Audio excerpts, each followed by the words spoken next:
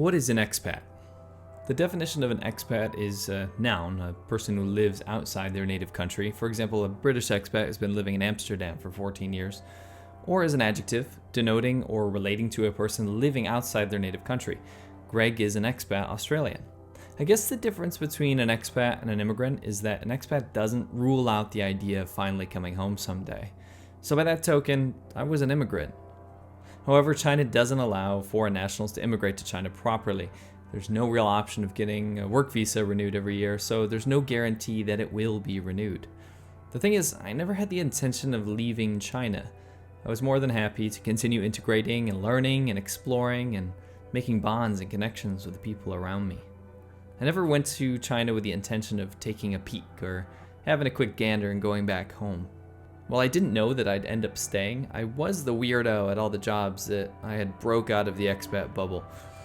The shit talkers at the bar who never bothered to learn Chinese or who'd complain about every facet of life while destroying their livers, despite having been in China longer than myself. You see, I destroyed my liver with local Chinese people, and I shit talked about life with them instead. I've seen nearly the entire country.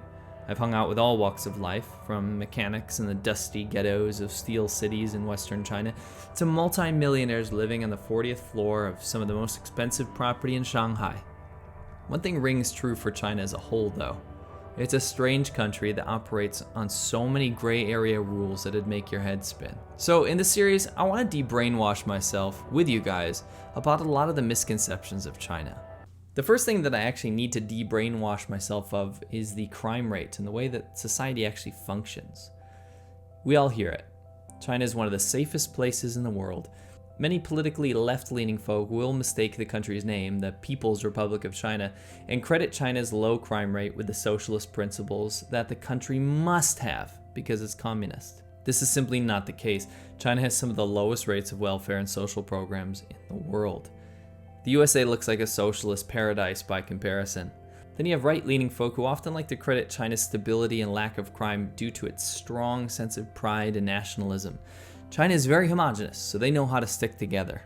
Strong cultural identity and no shame in being proud of their country makes for a good place to be. This is also not true at all. Both of these are very convenient excuses, and both are quite wrong. Here's why.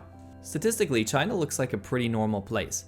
Crime on paper is incredibly low, and most normal-sized cities look quite similar to each other.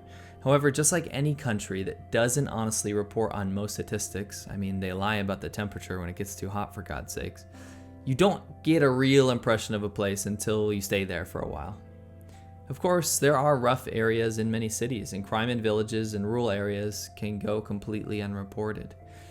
That being said, although I encountered petty crime and risked my life daily by riding a motorcycle and driving my car, and I witnessed kidnapping and organized crime from gangs, etc., China on the whole did feel quite safe, especially at first glance. But this is where everything changes. The impression of society and security is something a foreigner will notice especially, as the lack of Chinese skills in most popular places to go to will be fairly affluent, and in well-established areas in major cities. It's easy to enter China with this idea that, hey, it's safer than most places where I grew up. It's uncommon in many Western cities to walk alone at night, but in major Chinese cities, this is simply not an issue. One begins to feel invulnerable. Most jobs that foreigners take up are English teaching positions, and the apartment that most companies are going to put you in, it'll be in a fairly central location in a nice wealthy area. However, if you talk to any Chinese person, you'll quickly understand the divide that exists amongst the Chinese populace. Certainly, in the USA, for example, there are places that are under-policed, and they have very high crime rates due to income disparity, etc. But China takes this to a whole different level. People in the struggling lower class in China do not ever fraternize with the upper class. Wealthy people in city centers have the majority of the police patrols, and the apartment blocks always have their own security force. You will not see much crime in downtown Shanghai, Shenzhen, or Beijing. Take the city of Guangzhou, for example. In the 90s, this southern megacity had a huge crime problem. People would be held up in the streets with syringes and knives, and they'd be hacked with machetes from motorcycle riding thief gangs chopping at purses. But when the money came in, so did the law enforcement. That Wild East vibe was quickly eradicated when the cops were shipped in and put an end to all this. And where the money flowed, so did the cops.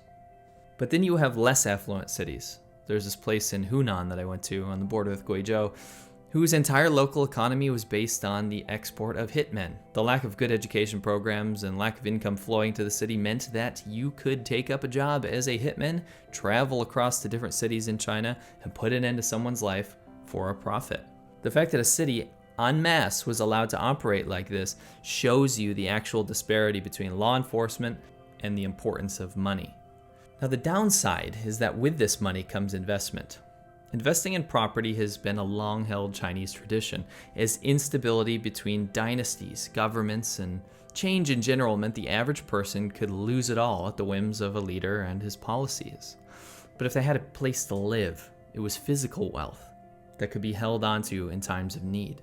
Because of the influx of wealth, many people began investing in these ghost towns you keep hearing about, these mega neighborhoods that rarely fill up with tenants, built with the lowest building standards and materials one can imagine, simply made to be a place to be bought and sold for profit.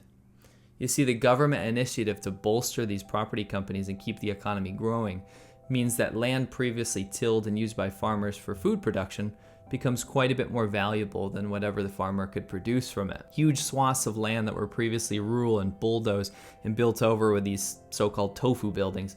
The government has to have a way to satiate the placated peasants. So they buy their village houses and are given a modest living allowance. And then they're put up in government-built urban ghettos with very low rent in the city. This creates a very bored and unmotivated demographic, and I've watched a lot of these projects start popping up all over my city. In fact, me and my business partner's motorcycle shop, Churchill Customs, was actually set up in one of these kind of urban ghettos. The brothels spring up, drug abuse starts, usually heroin and ketamine and meth. Gambling dens become the main source of entertainment, and the younger folks start taking up petty crime and some jobs provided by the seedier side of society. This previously unseen phenomenon in China is fairly recent.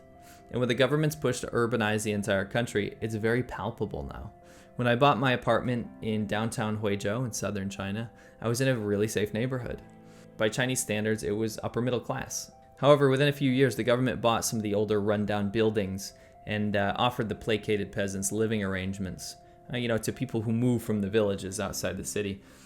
And it was in the same place where my wife grew up. She had never seen crime in her entire life, but now, in our brand new building, there were thieves Spider-Manning up, breaking in, stealing, putting up stickers and posters, advertising prostitution and drugs. They're even getting some of the placated, grandmother age people to peddle meth in the streets to people eating barbecue and just hanging out. So we watched this upper middle class quickly sell their apartments and move across the river to where things were still safe. The neighborhood where my apartment was is effectively a placated ghetto. And you don't want to hang out too late on the streets because the beer bottles fly and the knife fights start. It's a different place, that's for sure. Despite having this low-income, low-educated populace at the doorsteps of the rich, the money keeps them safe, and the security forces are implemented in greater numbers. Many of the rich in China have criminal ties as well, whether it's their clandestine bootleg factories or shadow banks that harm people who don't pay their loans or vast governmental corruption that takes their share of goods for import and export. However, they're so far removed from consequence because of money and connections that they feel little to no worry. That's simply how Chinese society works. You see, this statistic of safety is not a finite number. It's not at all true. Crime is everywhere in China, but most of it at first is invisible. If you're not in the lower caste of society, your chances of becoming a victim are relatively low. But this great divide between wealthy cities that are kept spick and span as the showpieces of the countries and the lawless countryside where literally anything can happen is slowly morphing together into one massive and looming societal issue. You see, if I look at when I first came to China, I was really convinced that the statistics might be true. But the more language you learn, the more people you meet, the more areas that you travel to, the more spheres of society that you interact with, you realize that China is not this random country out in East Asia somewhere where life just moves on and everyone's safe and happy and everyone's pretty equal. It's the polar opposite. And when you live in a one-party state that doesn't report crime, that doesn't actually talk about its problems, but rather sweep them under the bed until they come out festering and rotten, you realize how many problems in society actually do exist. And it's pretty crazy. It does take some time to uncover some of this stuff, but it is quite an unsettling place to live if you're not blocking yourself off from all the problems and the income disparity and stuff around you. It's very easy to put yourself in that bubble and just pretend like everything is happy and awesome, and you wave to your security guard on the way to your English training center, and it's just China, right? But this is not the case. Don't forget that you can watch another Laowinners video every single Wednesday at 1 PM EST. You can watch a ADVChina video, click up here at the top, to watch a motorcycle talk show on 2 wheels every single Monday at 1 PM EST. Right below that, you can watch SerpentZA at 1 PM EST on Fridays. And don't forget, every other Thursday, we have our live show where we talk about Chinese current events. Thank you so much, Laowinners, and I'll catch you on the next one.